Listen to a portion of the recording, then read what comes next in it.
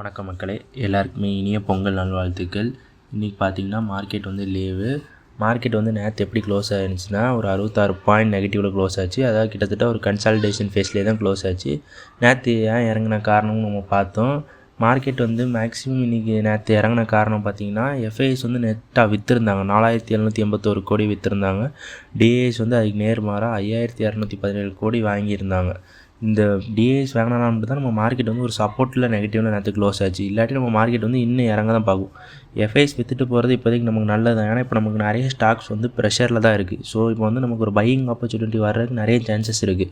So இவங்க எவ்வளோ விற்கிறாங்களோ அந்தளவுக்கு ஸ்டாக் கீழே இறங்க வாய்ப்பு இருக்குது. அதனால் உங்களுக்கு ஆப்பர்ச்சுனிட்டி வளர நிறைய வாய்ப்பு இருக்குது. ஸோ மார்க்கெட் எப்போவுமே வெயிட் பண்ணிகிட்டு இருங்க. எப்போனாலுமே ஆப்பர்ச்சுனிட்டி கிடைக்க ரெடியாக இருக்கும்.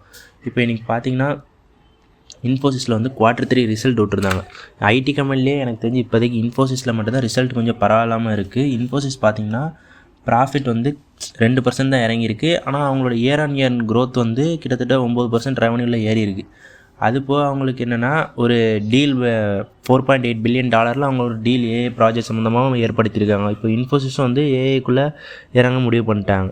ஸோ இது வந்து இன்ஃபோசிஸை பொறுத்த வரைக்கும் ஒரு நல்ல செய்தி தான். அடுத்து இப்போ நீங்கள் என்ன பார்த்தீங்கன்னா இன்ஃபோசிஸ் ஏடிஆர், அதாவது இன்ஃபோசிஸோட யூஎஸ் ஸ்டாக்ஸ் வந்து அவங்க இப்போ வந்து அனலிஸ்ட் வந்து Q3 ரிசல்ட்டுக்கு அப்புறம் என்ன சொல்லியிருக்காங்கன்னா இன்ஃபோசிஸ் இன்னும் நல்லா ஏற தான் செய்யும்னு சொல்லி அவங்க வந்து பை கமாண்ட் கொடுத்துருந்தாங்க. அதனால் நீங்கள் நேற்று பார்த்துருந்தீங்கன்னா இன்ஃபோசிஸ் வந்து யூஎஸ் மார்க்கெட்டில் கிட்டத்தட்ட ஒரு 10.25% ஏறி இருந்துச்சு. அதனால் நம்ம இந்தியன் மார்க்கெட்டில் நாளைக்கு என்ன எதிர்பார்க்குறாங்கன்னா இன்ஃபோசிஸ் ஸ்டாக் நாளைக்கு வந்து ஒரு 10% ஏற வாய்ப்பு இருக்குதுன்னு எதிர்பார்க்குறாங்க. ஆனால் நம்ம இப்படி ஏறும் இறங்குக்கா இதை நம்ம செக் பண்ணிகிட்டு இருக்க முடியாது. இன்ஃபோசிஸ் வந்து இப்போதைக்கு ஒரு நல்ல வேல்யூவேஷனில் தான் இருக்குது. இன்னும் கொஞ்சம் கரெக்டாக இருக்கும் நமக்கு இன்வெஸ்டர்ஸ் வந்து இன்வெஸ்ட் பண்ணுறதுக்கு. இன்ஃபோசிஸ் வந்து கிட்டத்தட்ட 1500 1600 ரேஞ்சிலே தான் கன்சாலிடேஷன் ஃபேஸ் போஸ்ட் பண்ணிகிட்ருக்கு. நாளைக்கு ஏறவும் செய்யலாம், இறங்கவும் செய்யலாம். ஆனால் என்ன நடக்குங்கிறது நாளைக்கு தான் பார்க்க முடியும் மக்களே. இப்போ அடுத்து பார்த்திங்கன்னா ஐசிஐசிஐ ப்ரூடென்ஷியலோட ஏஎம்சிக்கு வந்து இன்றைக்கி ரிசல்ட் வந்துருச்சு. ஃபஸ்ட்டு ஐபிஓக்கு அப்புறம் இதான் அவங்களோட ஃபஸ்ட் ரிசல்ட்டு. ஐபிஓக்கு அப்புறம் பார்த்திங்கன்னா ப்ராஃபிட் ஆஃப்டர் டாக்ஸ் அது வந்து 917 கோடி அவங்களுக்கு நெட் ப்ராஃபிட்டாக வந்திருக்காங்க.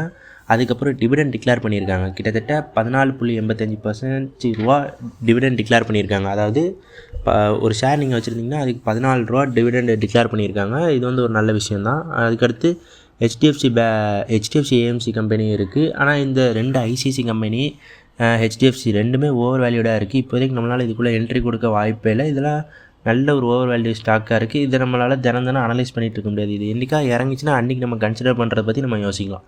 அடுத்து இப்போ பார்த்திங்கன்னா பராக் பாரிக் ஃப்ளெக்ஸி கேப் ஃபண்ட் இவங்க என்ன சொல்லியிருக்காங்கன்னா பராக் பாரிக் ஃப்ளெக்ஸி கேப் ஃபண்ட் வந்து ஃப்ளெக்ஸி கேப்லேயே இருந்தது போக வெளியே லார்ஜ் கேப்லேயும் வர்றதா சொல்லி இப்போது அவங்க NFO லான்ச் பண்ணியிருக்காங்க. இது வந்து பராக் பாரிக் ஃப்ளெக்ஸி கேப் ஃபண்டுக்கு வந்து ஒரு நல்ல செய்தி தான். அதுக்கப்புறம் இப்போ நீங்கள் பார்த்தீங்கன்னா அவங்களோட ஃப்ளெக்ஸி கேப் ஃபண்டில் வந்து ஒரு 2 பெரிய ஜெயின்ஸை ஆட் பண்ணியிருக்காங்க. அதாவது 2 பெரிய லார்ஜ் கேப் கம்பெனியை ஆட் பண்ணியிருக்காங்க. ஐடிசி வந்து இப்போ நல்லா இறங்கிஇருக்குன்னு உங்கள் எல்லாருக்குமே தெரியும்.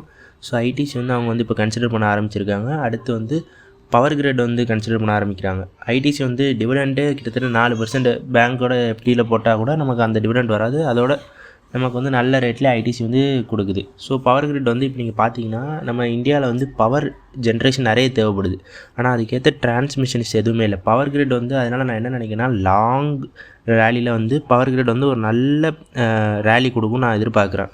இது வந்து என்னோடய கணிப்பு தான். நீங்கள் உங்களோட ரிசர்ச் பண்ணி பாருங்கள். ஆனால் எனக்கு தெரிஞ்ச வரைக்கும் பவர் கிரிட் வந்து ஒரு லாங் டேர்முக்கு வந்து ஒரு நல்ல ஸ்டாக் தான் நான் நினைக்கிறேன்.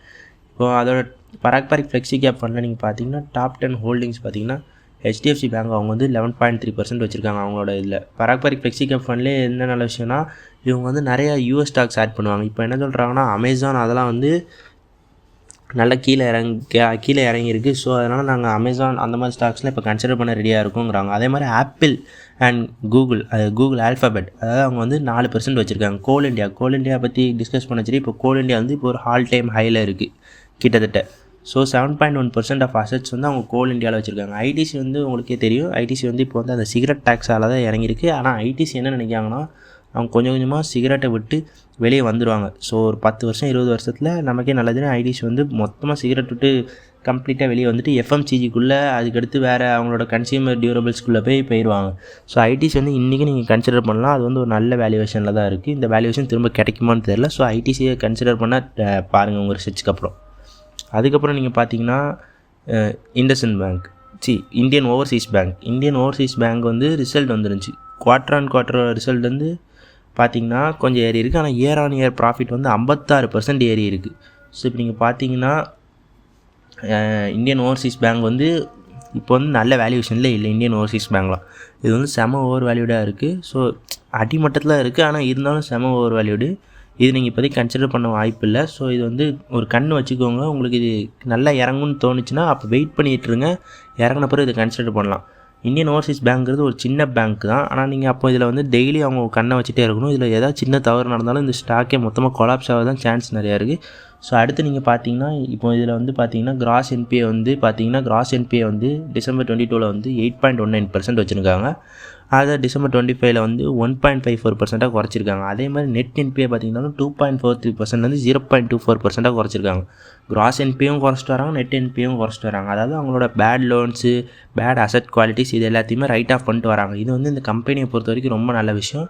இது அவங்க கரெக்டாக பண்ணிகிட்டு இருக்காங்க. ஆனால் இப்போதைக்கு இந்த ஸ்டாக்கை கன்சிடர் பண்ண வாய்ப்பே இல்லை. அடுத்து இப்போ பார்த்தீங்கன்னா ஹவுஸ் ஒயர் செக்டார்ஸில் என்ன சொல்கிறாங்கன்னா, ஹவுஸ் ஒயர்ஸ் வந்து இப்போ அதுக்காக டேட்டா சென்டர்ஸ்லாம் உருவாகிறனால அந்த ஹவுஸ் கேபிளுக்கு வந்து நிறைய க்ரோத் தேவைப்படுது அப்படிங்கிறாங்க. அதனால் இதில் வந்து இங்கே இருக்கிற கம்பெனி வந்து ஆர்ஆர் கேபிளுக்கு வந்து அவங்க வந்து நிறைய க்ரோத் இருக்கும் அப்படின்னு சொல்லி அனலிஸ்ட் சொல்கிறாங்க. ஆனால் நம்ம இந்த அனலிஸ்ட் சொல்கிறாங்க அடுத்து க்ரோத் இருக்கும், அதே நேரத்தில் நம்மளால் வந்து இதில் போயிட்டு இருக்க முடியாது. இப்போ பார்த்தீங்கன்னா ஆர்ஆர் கேபிள் வந்து ஒரு பீக் வேல்யூவேஷனில் தான் கிட்டத்தட்ட ட்ரேட் ஆகிட்டு இருக்கு. இப்போ இவங்க சொல்கிறாங்க ஏறும்னு சொல்லி நம்ம உள்ளே போய் ட்ரேட் எடுத்தால் நமக்கு வந்து கீழே இறங்க தான் சான்சஸ் நிறைய இருக்குது. ஸோ இது வந்து இப்போதைக்கு இதுக்கு போகிறதுக்கு பதில் இப்போ நீங்கள் பார்த்தீங்கன்னா ஃபினாலெக்ஸ் கேபிள்ஸ் ரொம்ப காலங்களாக நம்ம நாட்டில் இருக்கிற கேபிள்ஸ். ஸோ ஃபினாலெக்ஸ் கேபிள் வந்து கரெக்டாக 777 ட்ரேட் ஆகிட்டுருக்கு. அதுபோல் இது வந்து ஒரு வேல்யூவேஷன் வந்து ஓரளவுக்கு சீப்பாகவே இருக்குது, அண்டர் வேல்யூட் ஸ்டாக்காக தான் இருக்குது. இப்போ நீங்கள் பார்த்தீங்கன்னா இதை கன்சிடர் பண்ணுறதுக்கான சான்சஸ் இருக்குது. உங்களோட ரிசர்ச் பார்த்துக்கோங்க.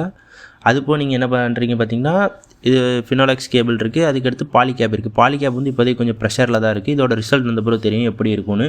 பாலிகேப்பும் இன்னும் நல்லா இறங்க சான்ஸ் இருக்குது. நல்லா இறங்கினா அதுக்கப்புறம் கன்சிடரேஷன் ரேஞ்சுக்கு வர வாய்ப்பு இருக்குது. ஆனால் ஃபினாலெக்ஸ் கேபிளே நம்ம கன்சிடர் பண்ணிட்டு போயிடலாம் இப்போ இருக்கிற ரேஞ்சில். ஸோ அவ்வளோதான் மக்களே இன்றைக்கி செய்திகள். நன்றிகள். மீண்டும் நாளை சந்திப்போம் மக்களே.